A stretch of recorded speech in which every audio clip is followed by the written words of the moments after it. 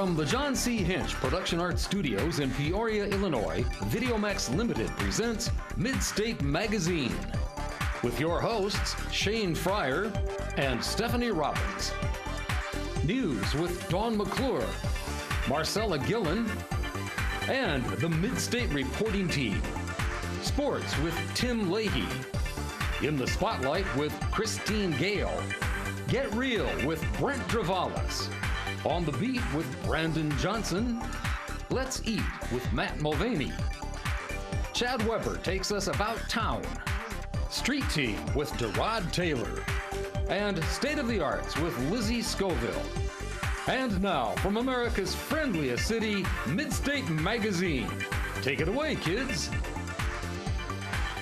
Welcome to Midstate Magazine. I'm Dawn McClure. And I'm Marcella Gillen. Thanks for joining us.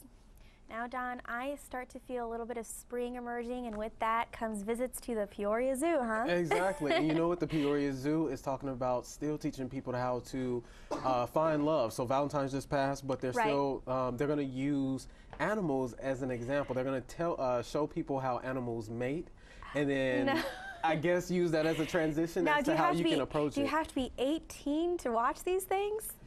I'm assuming it's going to be the zoo friendly. is supposed to be for small children. Now you're attracting kind of the older demographic who can't find love. Well, who is probably going to be kind of, you know. I'm stereotyping here, but you know, maybe your average internet goer who doesn't leave his room. No, I think it's supposed to be for everybody. It's like a experience, you know, nature and all that taking place, and I don't know. Will you be attending? I see you're wearing red. Please don't put me out there like that. No. But next we also have the cruise ship that went down too. Did you hear about that? I did. It's bittersweet because I know that everyone was boarded off very safely and they're back in their beds where they want to be at home and everything. But some terrible experiences. Well, first one of the engines caught fire on the back of the ship, and a woman like saw it and ran into her daughter or something like that, and that's how. But I mean, they have to pretty much do everything in bags, you know, number one and two. Oh, I felt terrible for the people. It was like the Titanic, but not as extreme anyway. But you know, the crew was really helpful and worked with what the conditions they had and everything. Right. Also, on campus, you know, it's a lot going on with the shutdown of, I guess, alcohol or something like that? Yes, and actually we're going to have the president of the student body, Alan Buckingolds, come in later today to talk about the students' feelings towards this new moratorium in place. Nice. So we'll check that out with the news. A lot has been going on in the local area. Let's see what the news team has for us. Good evening, I'm Derod Taylor. And I'm Haley Fichter. Now let's take a look at the news. Big news on Bradley's campus, especially for all IFC members. A prohibition has been put on all fraternity chapters and alcohol-based social events until further notice. Office of Fraternity and Sorority Life Associate Director Jesse Cook and the Division of Student Affairs Interim Vice President Nathan Thomas have stated in a letter that there has been an increase of violations involving the use of alcohol. This includes purchasing alcohol with chapter funds and supplying alcohol to minors. The temporary prohibition applies to all chapter-related events on and off campus. When IFC Risk Management drops the moratorium, a letter will be sent out to all chapters to inform that the prohibition is over. Bradley University students have seen limited transportation options on campus. But this may no longer be the case. Simon Daniels has the story. Between balancing classes or grabbing a slice of pizza, college life is hard. For those tired of pestering people for a ride, Zipcar has graced Bradley's campus. You know, Zipcar obviously is a national program, and they have locations in Chicago, but they also have numerous campus locations. Started in 2000, Zipcar allows people, not just students, to rent vehicles by the hour 24/7. For Ryan Miller, Zipcar is not only allowed to take a spin behind the wheel, but also to spin the tunes. Get out on a gig for my DJing business, I can just hop in, go, and return the car, and it's very easy. That easiness comes at a cost. Renting any of the two Zipcars on Bradley's campus come to $8.50 per hour or $69 per day. That includes gas, insurance, and a mileage limit of 180 miles. You can drive farther than that, but you'll pay extra. Probably the price is mainly the biggest thing. I mean, if you're not one that's really going to see the benefit because you look at the costs and it's really expensive, that's the really biggest drawback right there. Even with the sticker shock that Ryan experiences renting any of these Zip cars, Vice President Thomas reiterated that students looking for relief from the university will find no such luck. No, this is solely on the students. The university has no financial obligation in this. Meanwhile, the sticker shock wore off Ryan, justifying the benefits to the cost of Zipcar. If you go to Enterprise or Home Depot for a rental of a truck, it's going to have to pay for the gas, you're going to have to pay for all the extra insurance. In Peoria, Simon Daniels, Midstate Magazine. Thanks, Simon. On Tuesday, February 12th, Governor Pat Quinn and representatives of the U.S. Department of Housing and Urban Development announced that the state of Illinois will receive a $12 million federal grant to pay for housing for the disabled. Quinn's office says that the money will go to low-income tenants and will allow for up to 825 affordable apartments statewide for the disabled and those with special needs. Jazz music is going to make a big splash on Bradley's campus. Amani Avery has the story.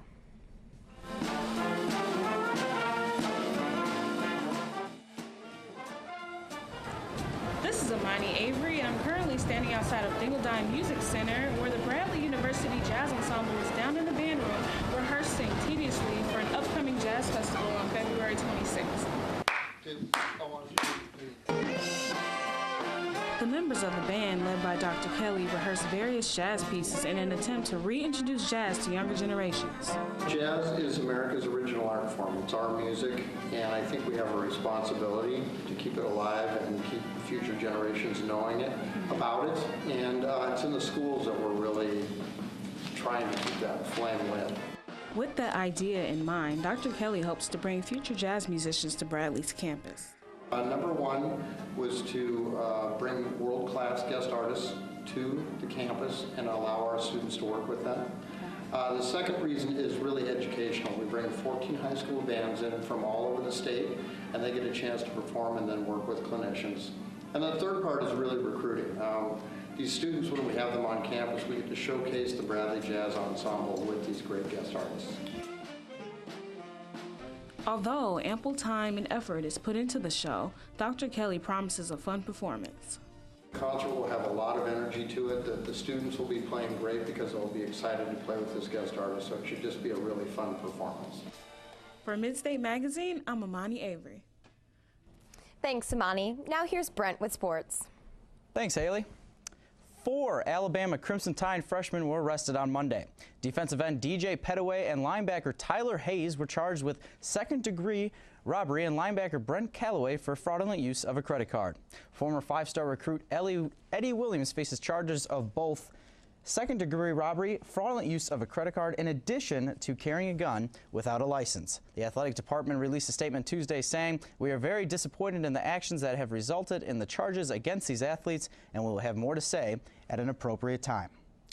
New coach, same quarterback. Michael Vick and the Philadelphia Eagles have reached a 1-year deal last week for the 2013 season for Vick to remain quarterback under new coach Chip Kelly's offense. He could make as much as $10 million. Vick told Yahoo Sports, "I feel like this is the perfect situation for me. After talking with Chip and looking at the offense, I wanted to be here." Vick, who turns 33 in June, passed for more than 2,300 yards, 12 touchdowns, and 10 interceptions in 10 games last season, his 4th with Philadelphia. Not 1, not 2, not 3, not 4, but 5 overtimes were needed for Notre Dame to outlast Louisville 104-101. In the longest game in Big East regular season history, there were 26 lead changes and 16 ties. Notre Dame coach Mike Bray equated the game to a boxing match, saying it was like taking punches in a 15-round match. Bray said he was wondering during the game if there ever had been a 5-rounder before. Louisville guard Russ Smith had a chance to tie it, but his 3-point attempt missed before Notre Dame students rushed the court. That was the 6th out of 8 contests between the Irish and the Cardinals that have gone into overtime. That's it for sports. Back to you, Haley. Thanks, Brent. Last week, as a Valentine's Day gift, Russian tattoo artist Ruslan Tumansyans decided to tattoo his name on his girlfriend's face in black 5-inch letters just hours after they met in person. The pair met in an online chat room and are now engaged. Girlfriend Leshia claims to be very happy with the inking from her boyfriend. tattoos are permanent, so yeah, wish them the best. What a Valentine's Day gift. Well, that's it for the news. I'm Brent Wallace. I'm Derod Taylor. And I'm Haley Fichter. Thanks for joining us, and we'll see you next week. Thanks, news team. Joining us today is Alan Buckingolt, the student body president of Bradley University. Thanks for being here today, Alan. Why don't you tell us a little bit about yourself, about how long you've been the student body president at Bradley? Yeah, Marcella, thank you for having me. You're welcome. I've been student body president since April of 2012. Okay. There were 2 elections. The first one, you needed to win by a certain percentage, and since there were so many people running, it was almost impossible to get that percentage. And then the second one was just a runoff, and I won that. I understand you're a very popular guy, you know, with the campus. And if our viewers didn't know, there has been a recent moratorium placed on the campus where they're actually going to prohibit any sort of social event that involves alcohol for non-members of a chapter house. And you being involved in both the, you're in a fraternity yourself, in addition to being a senior at Bradley, and you have to represent the student body, but sort of be that mediator between the administrators. So how has that been handling an issue like this? What has been the general reaction with the student body? I mean, I met with the IFC president Sunday night right after I found out about this, and we sort of had we invited a couple people and we were talking with them about this, you know, should we have a reaction to this? And I think the case, what happens is when you tell a bunch of college students not to do something, they want to do it even more. Reverse psychology there. Yeah, and I've met with Nathan Thomas several times. All the presidents of Panhell and IFC met Monday night without any administration there, and then Tuesday evening before chapter, we all met. And this is something I don't necessarily have to be involved, but it's something that I'm choosing to be involved with because I feel it's the job and the role of the student body president to represent the students, not just fraternity and sorority members, but everyone as a whole. Yeah, and do you feel like this is going to be an effective measure? I mean, can they really prohibit both the off-campus and on-campus in the chapter house drinking? Are the kids still going to find ways to get around this? Or do you think it's an issue that reveals a weakness in the administration, that alcohol is sometimes the scapegoat? Do you think it may be more of like confronting a health issue within the student bodies? I think kids are going to party. You know, we're at that age right now where kids are getting students are just going to do what they want to do. And I don't know, is it going to be effective? I hope so, because if it's not, then what? Now this is a safety measure. Yeah, and like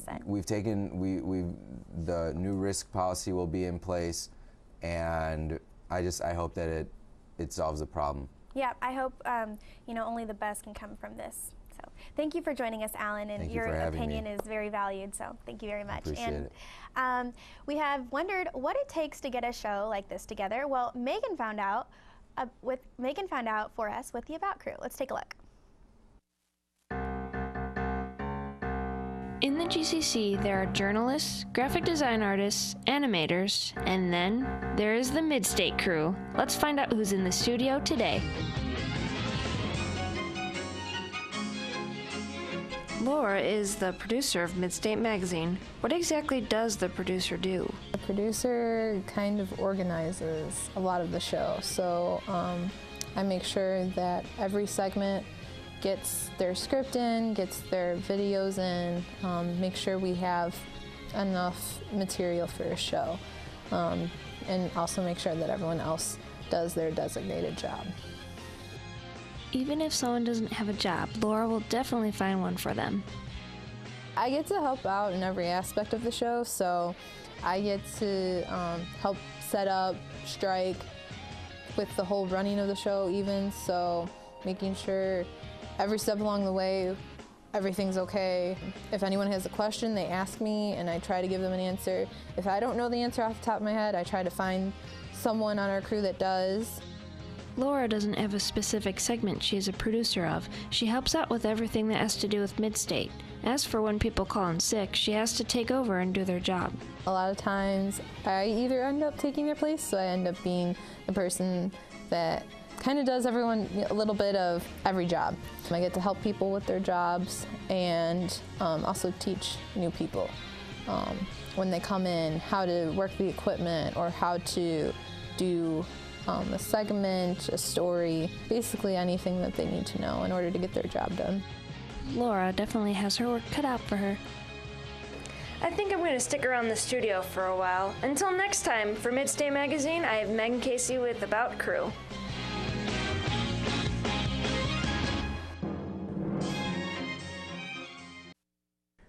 Thanks, Megan. That was a good piece on our producer, Laura. Always interesting to know how to put one of these shows together. I know, but I wanted to talk about the meteor shower. Did you hear about back in Russia? The sky is falling. Right, you know something, they said something, it was like nighttime and it like lit up the sky and they said you could see it for more than like 100 miles away. And like, I think the count is up to 700 people now that was like possibly injured. They said windows and things were blown out. A lot of the injuries came from broken glass, which is just terrible, because imagine if this would have happened the day that the Mayans predicted the end of the world. Oh, it would have been craziness. I think it would have been craziness. It would have been craziness, definitely. I remember reading that meteor shower has been like the closest to the Earth, or like, like something that passed the Earth that we could have had in a long time. That's kind of scary. Yeah. And other devastating news also, we got the Olympic athlete, I can't remember his name right now, but the amputee who made history from South Africa. Yeah. Now he's been accused of shooting his girlfriend or something like that. Yes, and I did hear about that, and they presented the charges against him, and he just completely broke down. And I don't know if he's breaking down because he's sorry about what he did, or if he got caught. It's always hard to tell. I don't know. They're in the spotlight like well, that. You know, the story will keep developing, and we'll just keep following. Also, you know, we got a lot going on. They keep calling us the year of like Beyonce or whatnot. She just did like this interview. She's taking over our year. I know. Some interview. Who knows? Well, we can find out more about entertainment. Yes. From Peoria to Hollywood, there is always something interesting going on. Let's check it in with Savannah to see what celebrity news she has for us within the spotlight.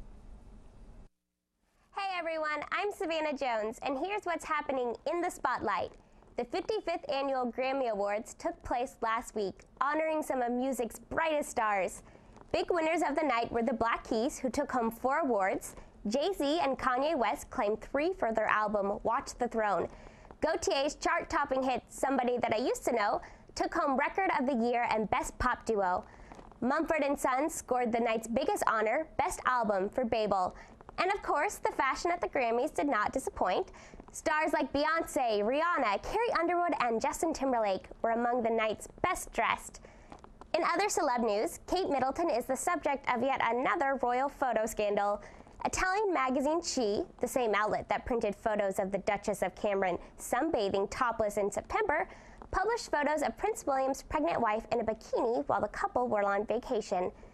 And stars of TV's 30 Rock, Alec Baldwin, has confirmed that he and his wife, Hilaria, are expecting their first child together. The couple released a statement last week stating that they are thrilled and can't wait to meet their baby, who is due sometime this summer. That's all we have for now. Until next time, I'm Savannah Jones, and this is In the Spotlight. Thank you, Savannah. No, as a celebrity, you know, you're in the spotlight all the time. You know, that's why we call it In the Spotlight, our segment. But again, I think that Kate Middleton is a different type of celebrity. I mean, she may be, all eyes are on her, but she has to maintain this image of, you know, royalty and femininity and always class. So for her to kind of have these pictures leak is a little bit crossing the line. Well, first off, the whole topless thing obviously is ridiculous. Well, then again, as a woman, I can understand you don't want to get tan lines. Come on. But the whole thing is that I don't think she should be treated as a celebrity, and this whole celebrity thing I think has gone way overboard with what cameramen are doing, and I think there should be some kind of consequence. I haven't heard anything. Have you? Or if no, I'm not too familiar with it. Just know the basics. I don't know either. But music has played an important role in our local culture. Let's see what Shane has for us in the About Town. Hey, Shane Fryer here, and for this season of Midstate, I'll be showing you some of the best people and places to see in Peoria. So follow me as your host for About Town.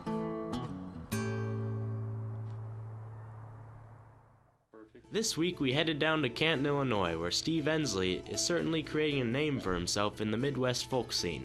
He's not only a national-class dulcimer builder, but also organizes mountain and hammer dulcimer workshops and performs at various concerts and events throughout the country.